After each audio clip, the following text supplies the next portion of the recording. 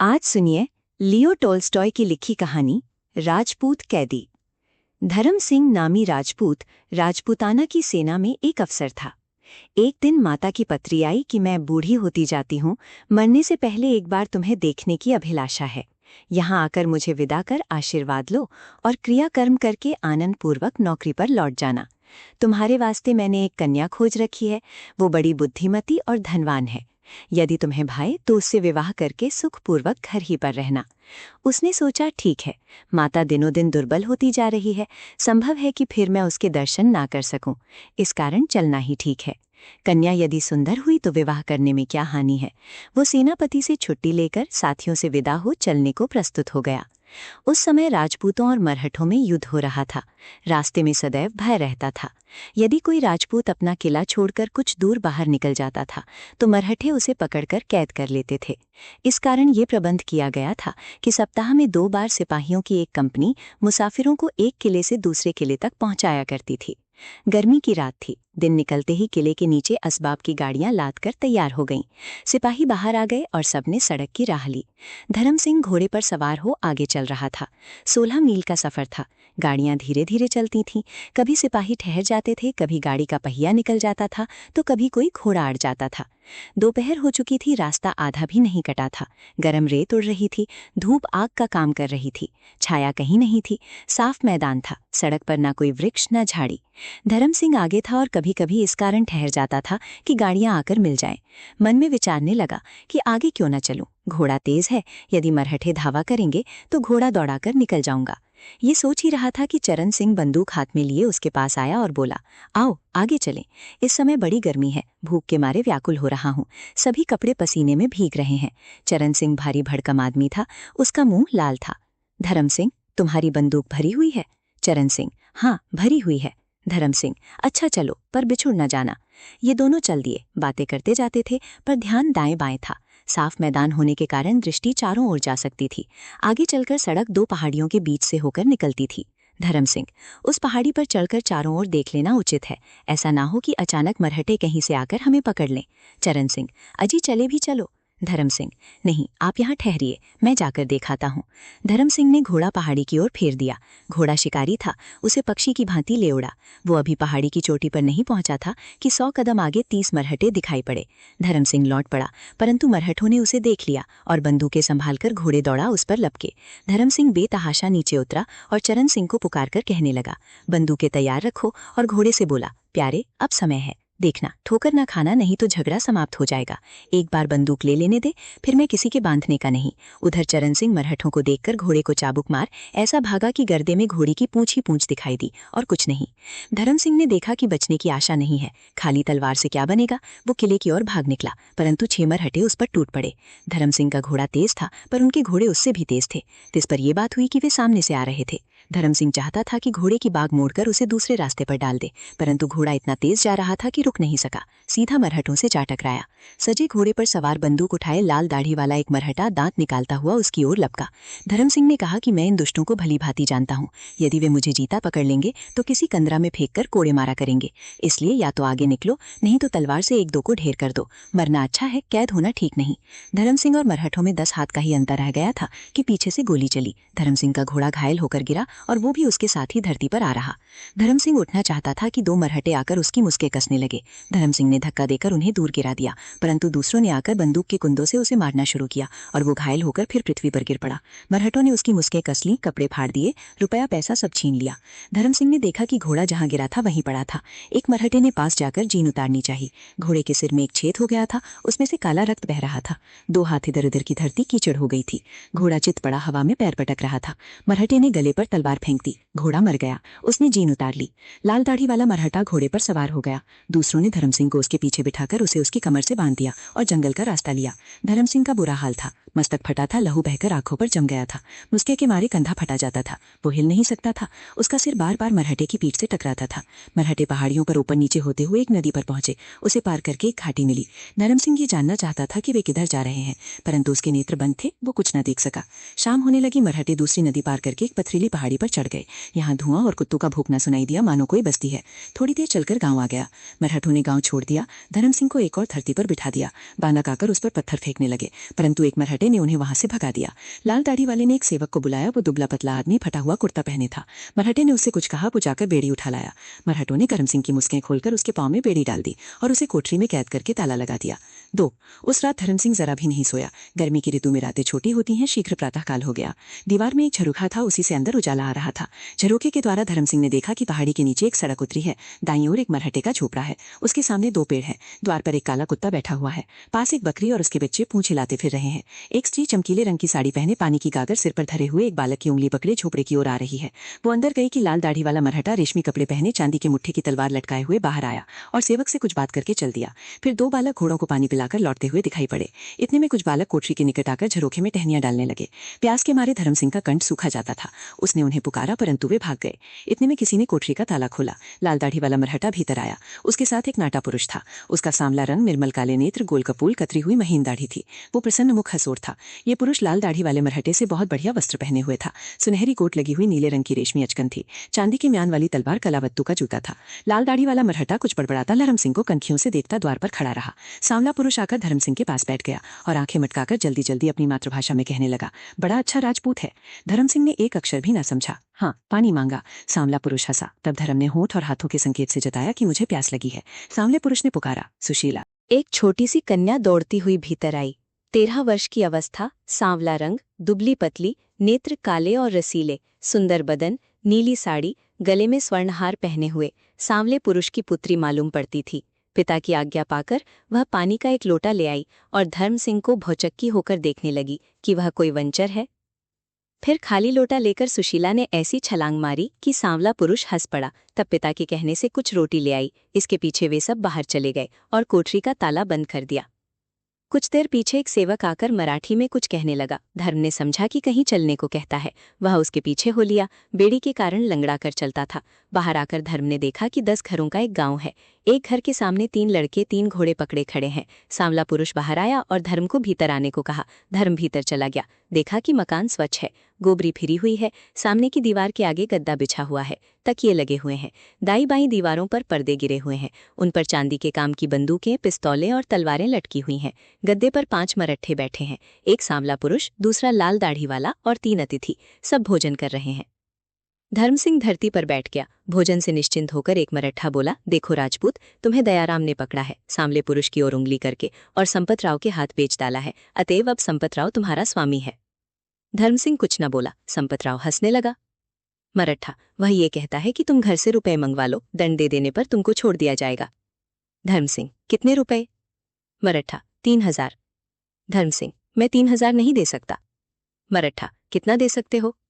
धर्म सिंह, 500। यह सुनकर मरट्ठे सिट पिटाए। संपतराव दयाराम से तकरार करने लगा और इतनी जल्दी जल्दी बोलने लगा कि उसके मुंह से झाग निकल आया। दयाराम ने आंखें नीची कर लीं। थोड़ी देर में मरट्ठे शांत हुए और फिर मोलतोल करने लगे। एक मरट्ठे ने कहा, 500 रुपए से काम नहीं चल सकता। दयाराम को संपतराव का रुपया देना है। 500 रुपए में तो संपतराव ने तुम्हें मोल ही लिया है। 3000 से कम नहीं हो सकता। यदि रुपया न मंगाओगे तो तुम्हें कोड़े मारे जाएंगे। धर्म ने सोचा कि जितना डरोगे ये दुष्ट उतना ही डराएंगे। वह खड़ा होकर बोला, इस भले मानुस से कह दो कि यदि मुझे कोड़ों का भय दिखाएगा तो मैं घर वालों को कुछ नहीं लिखूंगा। मैं तुम चांडालों से नहीं डरता। संपतराव, अच्छा 1000 मंगाओ। धर्म सिंह, 500 से 1 कौड़ी ज्यादा नहीं। यदि तुम मुझे मार डालोगे तो इस 500 से भी हाथ धो बैठोगे। यह सुनकर मरट्ठे आपस में सलाह करने लगे। इतने में एक सेवक एक मनुष्य को लिए हुए भीतर आया। यह मनुष्य मोटा था, नंगे पैर, बेड़ी पड़ी हुई। धर्म सिंह उसे देखकर चकित हो गया। यह पुरुष चरण सिंह था। सेवक ने चरण सिंह को धर्म के पास बैठा दिया। वे एक दूसरे से अपनी व्यथा करने लगे। धर्म सिंह ने अपना वृत्तांत कह सुनाया। चरण सिंह बोला, मेरा घोड़ा अड़ गया, बंदूक रंजक चाट गई और संपतराव ने मुझे पकड़ लिया। संपतराव, फिर अब तुम दोनों एक ही स्वामी के वश में हो। जो पहले रुपया दे देगा वही छोड़ दिया जाएगा। धर्म सिंह की ओर देखकर, देखा तुम कैसे क्रोधी हो और तुम्हारा साथी कैसा सुशील है। उसने 5000 रुपए भेजने को घर लिख दिया है। इस कारण उसका पालन पोषण भली भांति किया जाएगा। धर्म सिंह, मेरा साथी जो चाहे सो करे। वह धनवान है और मैं तो 500 रुपए से अधिक नहीं दे सकता। चाहे मारो चाहे छोड़ो। मरट्ठे चुप हो गए। संपतराव छट से कलमदान उठा लाया। कागज, कमल, दवात निकालकर धर्म की पीठ ठोक उसे लिखने को कहा। वह 500 रुपए लेने पर राजी हो गया था। धर्म सिंह, जरा ठहरो। देखो, हमारा पालन पोषण भली भांति करना, हमें एक साथ रखना, जिससे हमारा समय अच्छी तरह कट जाए। बेड़ियां भी निकाल दो। संपतराव, जैसा चाहे वैसा भोजन करो, बेड़िया नहीं निकाल सकता, शायद तुम भाग जाओ। हाँ, रात को निकाल दिया करूंगा। धर्म सिंह ने पत्र लिख दिया, परंतु पता सब झूठ लिखा, क्योंकि मन में निश्चय कर चुका था कि कभी ना कभी भाग जाऊंगा।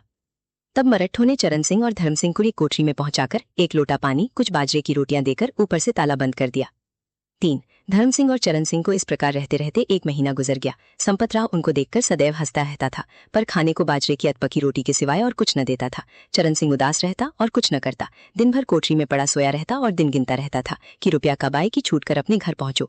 धर्म तो जानता था कि रुपया कहाँ से आना था, जो कुछ घर भेजता था माता उसी पर निर्वाह करती थी। वह बेचारी 500 रुपए कैसे भेज सकती है? ईश्वर की दया होगी तो मैं भाग जाऊंगा। वह घात में लगा हुआ था, कभी सीटी बजाता हुआ गाँव का चक्कर लगाता, कभी बैठकर मिट्टी के खिलौने और टोकरियां बनाता। वह हाथों का चतुर था। एक दिन उसने गुड़िया बनाकर छत पर रख दी। गांव की स्त्रियां जब पानी भरने आईं तो सुशीला ने उनको बुलाकर गुड़िया दिखलाई। वे सब हंसने लगी। धर्म सिंह ने गुड़िया सबके आगे कर दी, परंतु किसी ने नहीं ली। वह उसे बाहर रखकर कोठरी में चला गया कि देखें क्या होता है। सुशीला गुड़िया उठाकर भाग गई। अगले दिन धर्म ने देखा कि सुशीला द्वार पर बैठी गुड़िया के साथ खेल रही है। एक बुढ़िया आई, उसने गुड़िया छीनकर तोड़ डाली। सुशीला भाग गई। धर्म सिंह ने और गुड़िया बनाकर सुशीला को दे दी। फल यह हुआ कि वह एक दिन छोटा सा लोटा लाई, भूमि पर रखा और धर्म को दिखाकर भाग गई। धर्म ने देखा तो उसमें दूध था। अब सुशीला नित्य अच्छे अच्छे भोजन लाकर धर्म को देने लगी। एक दिन आंधी आई, 1 घंटा मूसलाधार में बरसा। नदियां नाले भर गए, बांध पर 7 फुट पानी चढ़ाया। जहां तहां झरने झरने लगे। धार ऐसी प्रबल थी कि पत्थर लुढ़कते जाते थे। गांव की गलियों में नदियां बहने लगी। आंधी थम जाने पर धर्म सिंह ने संपतराव से चाकू मांगकर एक पहिया बना, उसके दोनों ओर 2 गुड़िया बांधकर पहिए को पानी में छोड़ दिया। वह पानी के बल से चलने लगा। सारा गांव इकट्ठा हो गया और गुड़ियों को नाचते देखकर तालियां बजाने लगा। संपतराव के पास एक पुरानी बिगड़ी हुई घड़ी पड़ी थी। धर्म सिंह ने उसे ठीक कर दिया। उसके पीछे और लोग अपने घंटे, पिस्तौल, घड़ियां ला लाकर धर्म से ठीक कराने लगे। इस कारण संपतराव ने प्रसन्न होकर धर्म सिंह को एक चिमटी, एक बर्मी और एक रेती दे दी।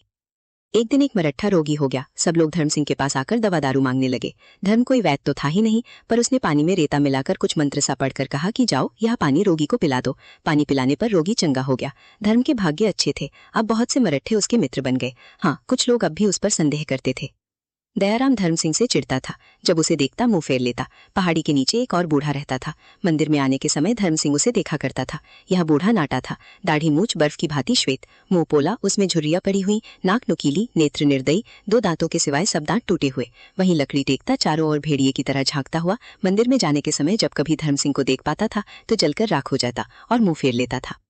एक दिन धर्म सिंह बूढ़े का घर देखने के लिए पहाड़ी के नीचे उतरा। कुछ दूर जाने पर एक बगीचा मिला। चारों ओर पत्थर की दीवार बनी हुई थी। बीच में मेवे के वृक्ष लगे हुए थे। वृक्षों में एक झोपड़ा था। धर्म सिंह आगे बढ़कर देखना चाहता था कि उसकी बेड़ी खड़की। बूढ़ा चौका। कमर से पिस्तौल निकालकर उसने धर्म सिंह पर गोली चलाई, पर वह दीवार की ओट में हो गया।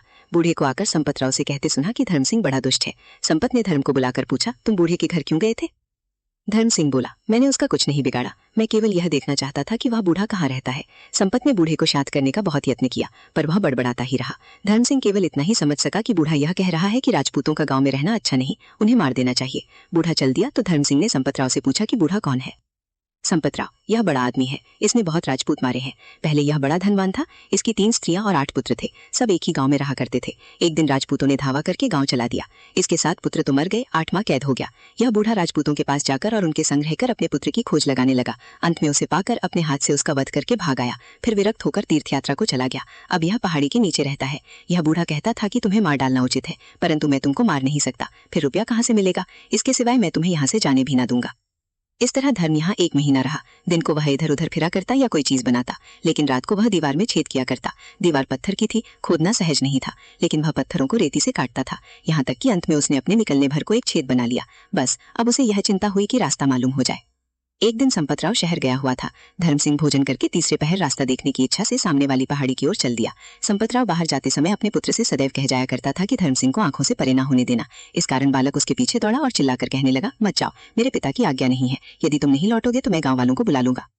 धर्म सिंह बालक को फुसलाने लगा, मैं दूर नहीं जाता, केवल उस पहाड़ी पर जाने की इच्छा है। रोगियों के वास्ते मुझे एक बूटी की जरूरत है, तुम भी साथ चलो। बेड़ी के होते कैसे भागूंगा? असंभव है। आओ, कल मैं तुमको तीर कमान बना दूंगा। बालक मान गया। पहाड़ी की चोटी कुछ दूर न थी। बेड़ी के कारण चलना कठिन था, परंतु ज्यों त्यों करके धर्म सिंह चोटी पर पहुंचकर चारों ओर देखने लगा। दक्षिण दिशा में एक घाटी दिखाई दी। उसमें घोड़े चल रहे थे। घाटी के नीचे एक गांव था। उससे परे एक ऊंची पहाड़ी थी। फिर एक और पहाड़ी थी। इन पहाड़ियों के बीचों बीच जंगल था। उससे परे पहाड़ थे, एक से एक ऊंचे। पूर्व और पश्चिम दिशा में भी ऐसी ही पहाड़ियां थी, कंदराओं में से जहां तहां गांव का धुआं उठ रहा था। वास्तव में यह मरट्ठों का देश था। उत्तर की ओर देखा तो पैरों तले एक नदी बह रही है और वही गांव है जिसमें वह रहा करता था। गांव के चारों ओर बगीचे लगे हुए थे और स्त्रियां नदी पर बैठी वस्त्र धो रही थी और ऐसी जान पड़ती थी मानो गुड़िया बैठी हैं। गांव से परे एक पहाड़ी थी, परंतु दक्षिण दिशा वाली पहाड़ी से नीचे उससे परे 2 पहाड़ियां और थी। उन पर घना जंगल था। इनके बीच में मैदान था। मैदान के पार बहुत दूर पर कुछ धुआं सा दिखाई दिया। अब धर्म सिंह को याद आया कि किले में रहते हुए सूर्य कहाँ से उदय होता और कहाँ अस्त हुआ करता था। उसे निश्चय हो गया कि धुएं का बादल हमारा किला है और उसी मैदान में से जाना होगा। अंधेरा हो गया। मंदिर का घंटा बजने लगा। पशु घर लौट आए। धर्म सिंह भी अपनी कोठरी में आ गया। रात अंधेरी थी। उसने उसी रात भागने का विचार किया, पर दुर्भाग्य से संध्या समय मरहट्ठे घर लौट आए। आज उनके साथ एक मुर्दा था। मालूम होता था कि कोई मरहट्ठा युद्ध में मारा गया है। मरहट्ठे उस शव को स्नान कराकर श्वेत वस्त्र लपेट अर्थी बना राम नाम सत कहते हुए गांव से बाहर जाकर शमशान भूमि में दाह करके घर लौट आए। 3 दिन उपवास करने के बाद चौथे दिन बाहर चले गए। संपतराव घर ही में रहा। रात अंधेरी थी। शुक्ल पक्ष अभी लगा ही था। धर्म सिंह ने सोचा कि रात को भागना ठीक है। चरण सिंह से कहा, भाई चरण, सुरंग तैयार है, चलो भाग चले। चरण सिंह भयभीत होकर, रास्ता तो जानते ही नहीं, भागेंगे कैसे? धर्म सिंह, रास्ता मैं जानता हूँ। चरण सिंह, माना कि तुम रास्ता जानते हो, परंतु एक रात में किले तक नहीं पहुंच सकते। धर्म सिंह, यदि किले तक नहीं पहुंच सकेंगे तो रास्ते में कहीं जंगल में छिपकर दिन काट लेंगे। देखो, मैंने भोजन का प्रबंध भी कर लिया है। यहाँ पड़े पड़े सड़ने में क्या लाभ है? यदि घर से रुपया न आया तो क्या बनेगा? राजपूतों ने एक मरहट्ठा मार डाला है, इस कारण ये सब बहुत बिगड़े हुए हैं। भागना ही उचित है। चरण सिंह, अच्छा चलो। गांव में जब सन्नाटा हो गया तो धर्म सिंह सुरंग से बाहर निकल आया, पर चरण सिंह के पैर से एक पत्थर गिर पड़ा। धमाका हुआ तो संपतराव का कुत्ता भौंका, लेकिन धर्म सिंह ने उसे पहले ही हिला लिया था। उसका शब्द सुनकर वो चुप हो गया। रात अंधेरी थी। तारे निकले हुए थे। चारों ओर सन्नाटा था। घाटियां धुंध से ढकी हुई थीं। चलते चलते रास्ते में किसी छत पर से एक बूढ़े के राम नाम जपने की आवाज़ सुनाई दी। दोनों दुबक गए। थोड़ी देर में फिर सन्नाटा छा गया। तब वे आगे बढ़े। धुंध बहुत छा गई। धर्म सिंह तारों की ओर देखकर राह चलने लगा। ठंड के कारण चलना सहज न था। धर्म सिंह कूदता भानता चला जाता था। चरण सिंह पीछे रहने लगा। चरण सिंह, भाई धर्म, जरा ठहरो, जूतों ने मेरे पैरों में छाले डाल दिए। धर्म सिंह, जूते निकालकर फेंक दो, नंगे पैर चलो। चरण सिंह ने जूते निकालकर फेंक दिए। पत्थरों ने उसके पांव घायल कर दिए। वो ठहर ठहर कर चलने लगा। धर्म सिंह, देखो चरण, पांव तो फिर चंगे हो जाएंगे, पर यदि मरहट्टों ने आ पकड़ा तो फिर समझ लो कि जान गई। चरण सिंह चुप होकर पीछे चलने लगा। थोड़ी दूर जाने पर धर्म सिंह बोला, हाय हाय, हम रास्ता भूल गए, हमें तो बाईं ओर की पहाड़ी पर चढ़ना चाहिए था। चरण सिंह, ठहरो, जरा दम लेने दो, मेरे पैर घायल हो गए हैं, देखो रक्त बह रहा है। धर्म सिंह, कुछ चिंता नहीं, ये सब ठीक हो जाएंगे, तुम चले चलो। वे लौटकर बाईं ओर की पहाड़ी पर चढ़ गए। आगे जंगल मिला। झाड़ियों ने उनके सब वस्त्र फाड़ डाले। इतने में कुछ आहट हुई। वे डर गए। समीप जाने पर मालूम हुआ कि बारासिंगा भागा जा रहा है। प्रातःकाल होने लगा। किला यहाँ से अभी 7 मील पर था। मैदान में पहुंचकर चरण सिंह बैठ गया और बोला, मेरे पांव थक गए, मैं अब नहीं चल सकता। धर्म सिंह क्रोध से, अच्छा तो राम राम, मैं अकेला ही चलता हूँ। चरण सिंह उठकर साथ हो लिया। 3 मील चलने पर अचानक सामने से घोड़े की टाप सुनाई दी। वे भागकर जंगल में घुस गए। धर्म सिंह ने देखा कि घोड़े पर चढ़ा हुआ एक मरहट्ठा जा रहा था। जब वो निकल गया तो धर्म बोला कि भगवान ने बड़ी दया की कि उसने हमें नहीं देखा। चरण भाई, अब चलो। चरण सिंह, मैं नहीं चल सकता, मुझ में ताकत नहीं। चरण सिंह मोटा आदमी था। ठंड के मारे उसके पैर अकड़ गए। धर्म सिंह उसे उठाने लगा तो चरण सिंह ने चीख मारी, है ये क्या? मरहट्टा तो अभी पास ही जा रहा है, कहीं सुन न ले। अच्छा, यदि तुम नहीं चल सकते हो तो मेरी पीठ पर बैठ जाओ। धर्म सिंह ने चरण सिंह को पीठ पर बिठलाकर किले की राह ली। धर्म सिंह, भाई चरण सिंह, सीधी तरह बैठे रहो, गला क्यों घोंटते हो? अब उधर की बात सुनिए। मरहट्ठे ने चरण सिंह का शब्द सुन लिया। उसने गोली चलाई, परंतु खाली गई। मरहट्ठा दूसरे साथियों को लेने के लिए घोड़ा दौड़ाकर चल दिया। धर्म सिंह, चरण, मालूम होता है कि उस दुष्ट ने तुम्हारी आवाज़ सुन ली। वो अपने साथियों को बुलाने गया है। यदि उसके आने से पहले पहले हम दूर नहीं निकल जाएंगे तो समझो कि जान गई। मन में, ये बोझा मैंने क्यों उठाया? यदि मैं अकेला होता तो अब तक कभी का निकल गया होता। चरण सिंह, तुम अकेले चले जाओ, मेरे कारण प्राण क्यों खोते हो? कदापि नहीं, साथी को छोड़कर चल देना धर्म के विरुद्ध है। धर्म सिंह फिर चरण सिंह को कंधे पर लाद कर चलने लगा। आधा मील चलने पर एक झरना मिला। धर्म सिंह बहुत थक गया था। चरण सिंह को कंधे से उतारकर विश्राम करने लगा। पानी पीना ही चाहता था कि पीछे से घोड़ों की टापें सुनाई दी। दोनों भागकर झाड़ियों में छिप गए। मरहट्ठे ठीक वहीं आकर ठहरे जहां दोनों छिपे हुए थे। उन्होंने सूंघ लेने को कुत्ता छोड़ा। फिर क्या था, दोनों पकड़े गए। मरहट्टों ने दोनों को घोड़ों पर लाद लिया। राह में संपतराव मिल गया। अपने कैदियों को पहचाना। तुरंत उन्हें अपने साथ वाले घोड़ों पर बैठाया और दिन निकलते निकलते वे सब ग्राम में पहुंच गए। उसी समय बूढ़ा भी वहां आ गया। सब मरहट्ठे विचार करने लगे कि क्या किया जाए। बूढ़े ने कहा कि कुछ मत करो, इन दोनों का तुरंत वध कर दो। संपतराव, मैंने तो उन पर रुपया लगाया है, मार कैसे डालूं? बूढ़ा, राजपूतों को पालना पाप है, वे तुम्हें सिवाय दुख के और कुछ न देंगे, मारकर झगड़ा समाप्त करो। मरहट्ठे इधर उधर चले गए। संपतराव धर्म सिंह के पास आया और बोला, देखो धर्म सिंह, 15 दिन के अंदर यदि रुपया न आया और तुमने फिर भागने का साहस किया तो मैं तुम्हें अवश्य मार डालूंगा, इसमें संदेह नहीं। अब शीघ्र घर वालों को पत्र लिख डालो कि तुरंत रुपया भेज दें।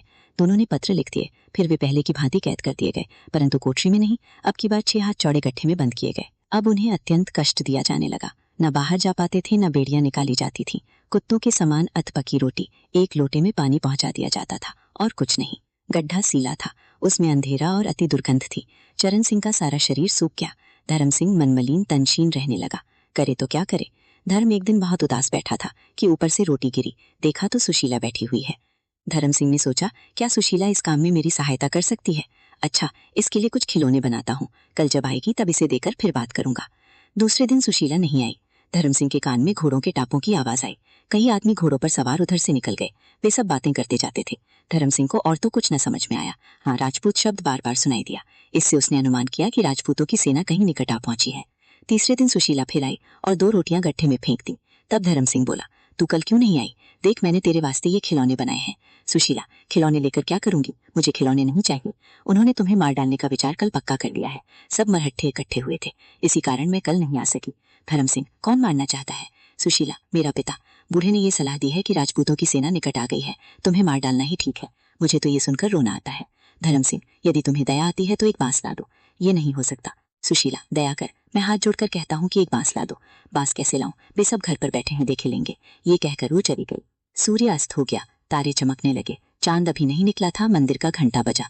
बस फिर सन्नाटा हो गया। धर्म सिंह इस विचार में बैठा था कि सुशीला बांस लाएगी अथवा नहीं। अचानक ऊपर से मिट्टी गिरने लगी। देखा तो सामने की दीवार में बांस लटक रहा है। धर्म सिंह बहुत प्रसन्न हुआ। उसने बांस को नीचे खींच लिया। बाहर आकाश में तारे चमक रहे थे। गड्ढे के किनारे पर मुंह रखकर धीरे से सुशीला ने कहा, धर्म सिंह, सिवाय 2 के और सब बाहर चले गए हैं। धर्म सिंह ने चरण सिंह से कहा, भाई चरण, आओ एक बार फिर यत्न कर देखें। हिम्मत ना हारो, चलो मैं तुम्हारी सहायता करने को तैयार हूँ। चरण सिंह, मुझ में तो करवट लेने की शक्ति नहीं, चलना तो एक और रहा, मैं नहीं भाग सकता। धर्म सिंह, अच्छा राम राम, परंतु मुझे निर्दयी मत समझना। धर्म सिंह चरण सिंह से गले मिला। बांस का एक सिरा सुशीला ने पकड़ा, दूसरा सिरा धर्म सिंह ने। इस भांति वो बाहर निकल आया। धर्म सिंह, सुशीला, तुम्हें भगवान कुशल से रखे। मैं जन भर तुम्हारा जस गाऊंगा। अच्छा, जीती रहो, मुझे भूल मत जाना। धर्म सिंह ने थोड़ी दूर जाकर पत्थरों से बेड़ी तोड़ने का बहुत ही यत्न किया, पर वो न टूटी। वो उसे हाथ में उठाकर चलने लगा। वो चाहता था कि चंद्रमा उदय होने से पहले जंगल में पहुंच जाए, परंतु पहुंच ना सका। चंद्रमा निकल आया, चारों ओर उजाला हो गया, पर सौभाग्य से जंगल में पहुंचने तक राह में कोई न मिला। धर्म सिंह फिर बेड़ी तोड़ने लगा, पर सारा यत्न निष्फल हुआ। वो थक गया, हाथ पांव घायल हो गए। विचारने लगा, अब क्या करूं? बस चलो, ठहरने का काम नहीं। यदि एक बार बैठ गया तो फिर उठना कठिन हो जाएगा। माना कि प्रातःकाल से पहले किले में नहीं पहुंच सकता। न सही, दिन भर जंगल में काट दूंगा, रात आने पर फिर चल दूंगा। सहसा पास से 2 मरहट्ठे निकले। वो झट झाड़ी में छिप गया। चांद फीका पड़ गया, सवेरा होने लगा। जंगल पीछे छूट गया, साफ मैदान आ गया। किला दिखाई देने लगा। बाई ओर देखने पर मालूम हुआ कि थोड़ी दूर पर कुछ राजपूत सिपाही खड़े हैं। धर्म मगन हो गया और बोला, अब क्या है? परंतु ऐसा न हो कि मरहट्ठे पीछे से आ पकड़े, मैं सिपाहियों तक ना पहुंच सकूं। इस कारण जितना भागा जाए भागो। इतने में बाईं ओर 200 कदम की दूरी पर कुछ मरहट्ठे दिखाई दिए। धर्म निराश हो गया, चिल्ला उठा, भाइयों दौड़ो दौड़ो, मुझे बचाओ बचाओ। राजपूत सिपाहियों ने धर्म सिंह की पुकार सुन ली। मरहट्ठे समीप थे, सिपाही दूर थे। वे दौड़े। धर्म सिंह भी बेड़ी उठाकर भाइयों भाइयों कहता हुआ ऐसा भागा कि झट सिपाहियों से जा मिला। मरहट्ठे डरकर भाग गए। राजपूत पूछने लगे कि तुम कौन हो और कहां से आए हो, परंतु धर्म सिंह घबराया हुआ भाइयों भाइयों पुकारता चला जाता था। निकट आने पर सिपाहियों ने उसे पहचान लिया।